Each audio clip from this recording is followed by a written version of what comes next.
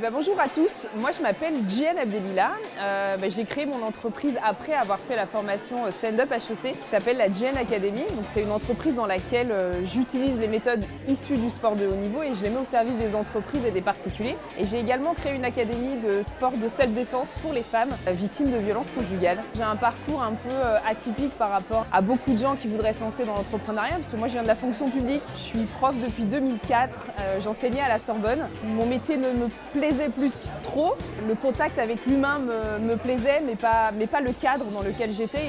Et j'avais l'impression que je ne pouvais pas aller au bout de qui j'étais et de ce que je voulais enseigner. Je suis tombée sur cette formation HEC Stand-Up et ça a été pour moi le deuxième gros déclic de ma vie. Le premier, ça a été à 33 ans quand j'ai décidé de commencer le MMA alors qu'on m'avait toujours interdit de faire des sports de combat. Et j'ai décidé que personne ne me dirait plus ce que j'ai le droit ou non de faire. Moi, 33 ans, il était temps. Et à 35 ans, je deviens championne du monde de grappling et combattante professionnelle de MMA. Donc ça a été le premier déclic qui m'a amenée à HEC.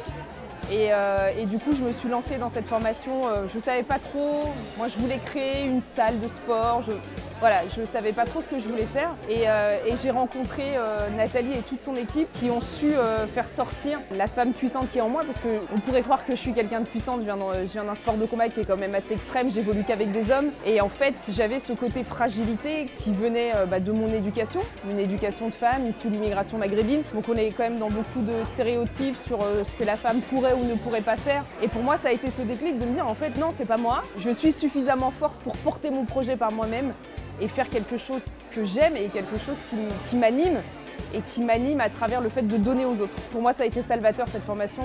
C'est, je crois, la plus belle expérience de ma vie. J'ai la voix qui tremble un peu quand j'en parle parce que je suis émue. Si on m'avait dit il y a 10 ans que mon portrait serait affiché ici à HEC et si on m'avait dit il y a 10 ans en arrière que je deviendrais chef d'entreprise, j'aurais regardé les gens en leur disant calmons-nous. Et s'il y a bien une chose que j'ai envie de transmettre aux femmes, c'est que les seuls freins qu'on se met dans la vie, c'est ceux qu'on s'impose soi-même.